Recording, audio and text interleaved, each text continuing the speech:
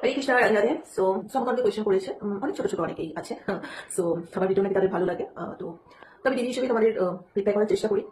তো যাই হোক, করে জিজ্ঞেস করেছো যে নামচকটা কি করে করবো, মানে মালাতে কি করতে হবে নামচক নাকি কাউন্টার। আবার অনেক সময় বলছো চেষ্টা করেছো অথচ মন আসছে না, অনেকে বলেছো দীক্ষা হয়নি, তাহলে কি নামচক করা যাবে কিনা। সো নামচক রিলেটেড আমার কাছে কোয়েশ্চেন এসছে, চারটার জন্য তোমাকে করেছো। তো আমি ভাবলাম আলাদা আলাদা রিপ্লাই না দিয়ে আমি একটা ভিডিও করে দিই। একটা কথা বলবো যে নামচক করাই যায়, সেটা দীক্ষা না হলেও করা যায়, কোনো ব্যাপার না। সেটা নামচক করতে করতেই আস্তে আস্তে অটোমেটিক্যালি তোমরা ফিল করতে পারবে সেটা, এবং ভগবান যখন কৃপা করবে তখন অটোমেটিক্যালি দীক্ষা তোমার হয়ে যাবে, ভগবান সেই রাস্তা করে দেবে। তোমরা আমাকে বলেছো যে মালাতে করতে হবে নাকি কাউন্টারে, যেটাতে তোমাদের কমফোর্টেবল লাগে সেটাই করতে পারো। আমি বলার কেউ না, আমি সব ভিডিওতে এটাই বলে থাকি আমি একেবারেই অধম, আমার কোনো নলেজ নেই, কিন্তু তাও তোমরা আমার এই ভিডিওগুলো দেখতে ভালোবাসো। তো যেটুকু যা জানি সেটাই তোমাদের সাথে শেয়ার করছি।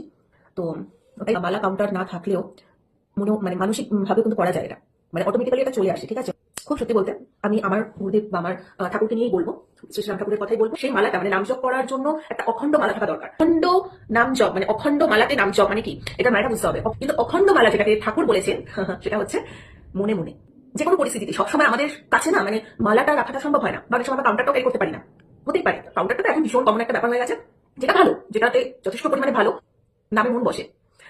কিন্তু অখণ্ড মালার কথা আমাদের ঠাকুর যেটা বলেছেন সেটা হচ্ছে অনবরত নাম করতে থাকো, তার কোনো আলাদা করে কোনো মালারও দরকার নেই, কোনো কাউন্টারেরও দরকার নেই। তুমি অটোমেটিক্যালি অল টাইম তোমার মনে নাম চলছে। আমি চুপচাপ থাকি, আমাকে কিন্তু দেখে কেউ বুঝতে পারবে না আমি নাম করছি, কিন্তু হয়তো মনে মনে আমার চলছে সারাদিন। আমার বাড়িতে প্রত্যেকে রাম ঠাকুরের দীক্ষিত, আর রিসেন্ট আমার ভাইও নিয়ে নেবে, ঠাকুরের দীক্ষা নিয়ে নেবে, মাঝে মাসেই দীক্ষা হওয়ার কথা। যাই হোক, বাড়ির বাকিরা কিন্তু মালাতেই বলো বা কাউন্টারে কিন্তু ওরা করে না। অটোমেটিক্যালি সারাদিন মনে নাম চলছেই, ওনার সকাল থেকে রাত অব্দি ওনার নামই চলছে। আলাদা করে আমাদেরকে কাউন্টার নিয়ে কে কত কাউন্টার করেছে এগুলো নিয়ে কম্পিটিশন, নামটা কোনো কম্পিটিশন করার ব্যাপার না। ঠিক আছে, মালাতেও করি, কিছু সময় আমি কাউন্টারে করি। আর যখন দুটো জিনিসই টাইম করতে পারছি না, তখন অনবরত নিজের মনে মনেই সারাদিন। মালাতে প্রথম প্রথম অনেকেই আছে যারা নামসব করতে তোমাদের প্রবলেম হতে পারে, তোমরা বুঝতে নাই পারো, কোনো ব্যাপার না, কাউন্টার কিনে নাও। এখন তো সব থেকে ইজিয়েস্ট ওয়ে হয়ে গেছে কাউন্টার। আমি যাতে পড়াই একজনকে কাউন্টার কিনেও পর্যন্ত দিয়েছি, এবং কন্টিনিউ আমি কিন্তু ওদেরকে জিজ্ঞেস করি যে তোমরা আজকে নামচক করেছো কিনা।